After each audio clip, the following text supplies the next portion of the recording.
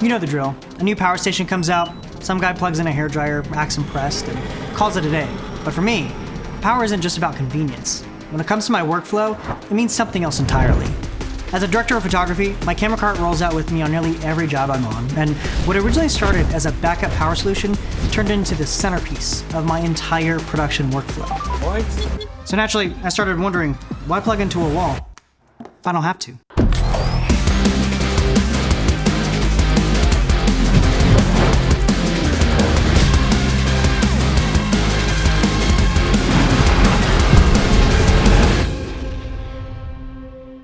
Now, before you hit that sponsor block button, DJI isn't sponsoring this video. I wish they were, but they did send me these units for review. But if you do want to help support the channel, I just started selling these LAUGH LUT patches to up your patch game on set, so if you're interested, check them out down in the description. Now that we have that out of the way, we need to first talk about one of the most overlooked parts of production: power.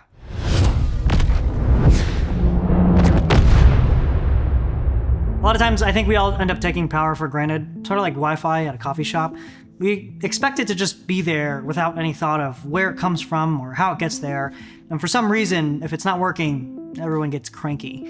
Distro is super bulky and requires a lot of planning. Generators are loud and it's hard enough thinking of where to even stage them. Block batteries are super expensive and take forever to recharge. And even when you're pulling from house power, it's impossible to tell which outlets are on the same circuit without turning them all off. So we always end up having to tiptoe whenever we're plugging in equipment. So it's easy to see why I absolutely love using these power stations. For me, it makes the concept of power easy and one less thing I need to worry about. So what happens when you take everything the Power 1000 got right and double it? It has double the AC ports, double the USB ports, and even double the capacity at 2048 watt hours, but is only 4 inches taller than the previous 1000 to integrate into whatever your specific use case is. It's also important to note that one of the AC ports is a typical RV style plug, which got me thinking it would be really neat if I were able to use a twist lock adapter to run a separate 30 amp lunchbox as a dedicated blind to power lights, but that usually requires 3-phase power, which the Power series does not have. These power stations obviously have a ton of utility when you need remote power, and it still has 2 SDC ports for other DJI accessories like solar panels and drone chargers, but these ports also turn the power station into something much more powerful. And this is where things get interesting.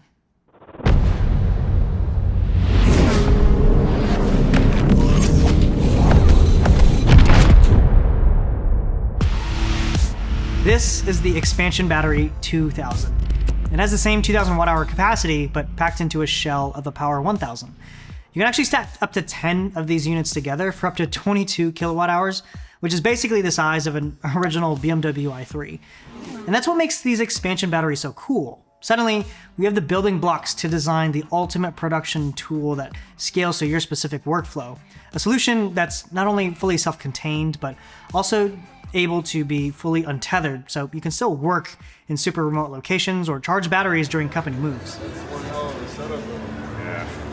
So we have highly modular, scalable power. And when you start building your entire workflow around it, that's when things start to get really interesting. So that's exactly what I did.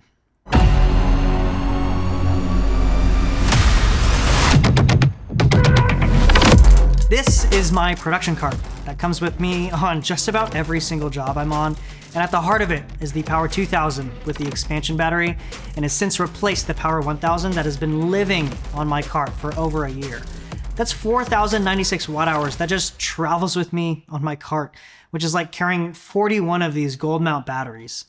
The basic philosophy is that the power station lives on the bottom shelf and is powering a power strip up top, which from there I can plug in just about anything I need without having to hunt for a free outlet.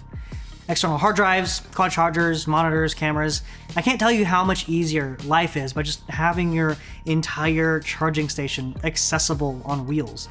And the best part is that whenever I'm parking the cart, I only need to worry about plugging in one 50-foot stinger. And that cable lives on the cart, permanently attached, so the power station is not only powering my entire cart, but also stays topped off at 100%, so I always have a full battery whenever I untether.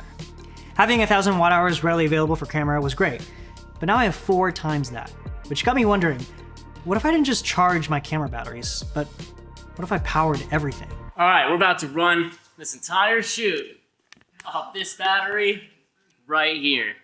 Hey, my name is Mark. I don't know shit about stuff, but that shit right there is gonna do something for us right now.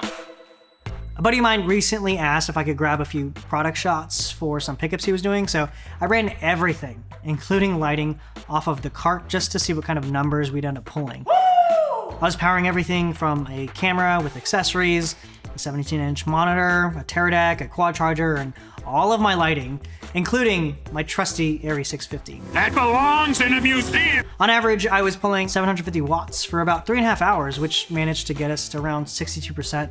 Now, keep in mind, not only am I powering my camera, but also charging batteries and running all my lights completely off grid. And this is where the expansion battery is so exciting for me, because now I have a lot more overhead to power a lot more devices for a substantial amount of time. Based off that same power draw of 750 watts with my previous Power 1000, I would have gotten a little over an hour of runtime, but with this new upgrade, I'm able to get over 5 hours of runtime. With big capacity, you'd think that also comes with big downtime, but DJI had other plans. With over 4,000 watt hours, you'd think charging would take all day. But that's the wild part. It doesn't. It's not even close. The Power 2000 by itself can charge 0 to 80% in 55 minutes and 0 to 100% in 90 minutes, which is crazy to think considering that that's the same amount of time it takes to charge a single 98 watt hour battery. And to blow your mind even further, just compare that with industry standard block batteries. Anton Bauer VCLX, 600 watt hours, 3.5 hours to charge. Core Maverick, and I love Core, 605 watt hours, 5 hours to charge. VCLX Li, 1600 watt hours, 8 hours to charge. You do the math.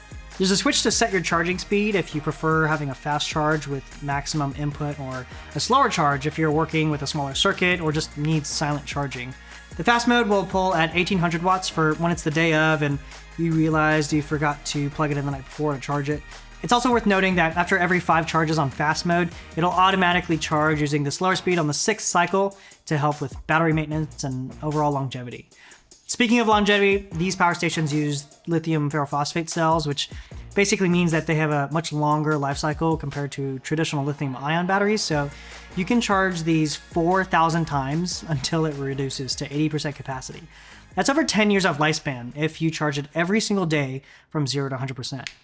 Have you been keeping your camera on the ground, huh? Next to the vent? It's rough out there. It's rough out there. Too much fire, all the ashes get in the camera. All right, so we have capacity, we have quick charge times, but here's the wild part. 99% of the time, this thing is completely silent.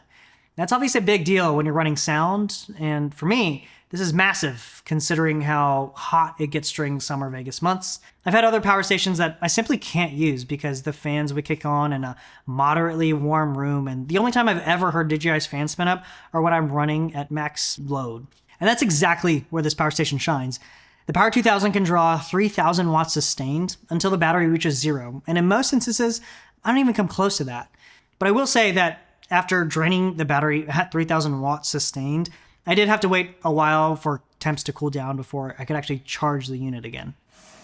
All right, so speaking of fans, this is what they actually sound like. The only time you'll ever hear them is when you're running them at max capacity like this, right at 3,000 watts. Right now, I'm currently running a Hudson Mozzie, a Dyno 1200, Arri 650, a 400 watt panel light, and a 600D, all at 100%. And this is what the fans sound like.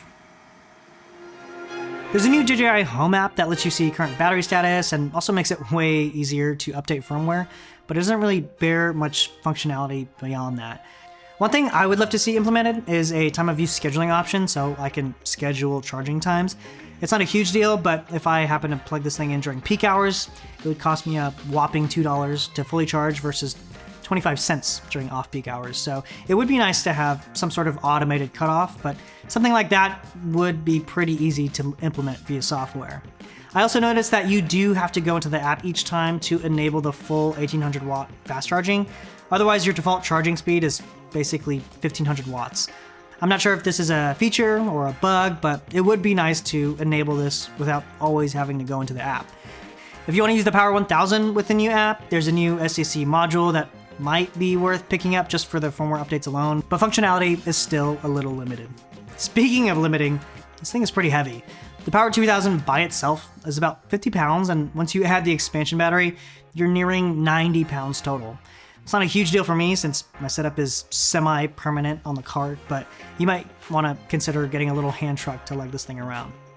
Or just go to the gym. I mean, let's face it, you're a filmmaker. You're probably not going to the gym. I cannot tell you how many times these power stations have brought tremendous value to all of my sets, whether I'm using them as a charging hub for all my batteries or even just having portable power whenever there's no power available. But it didn't just start here. If you want to see where all of this began, you can see my original review of the Power 1000, which you can click on right here.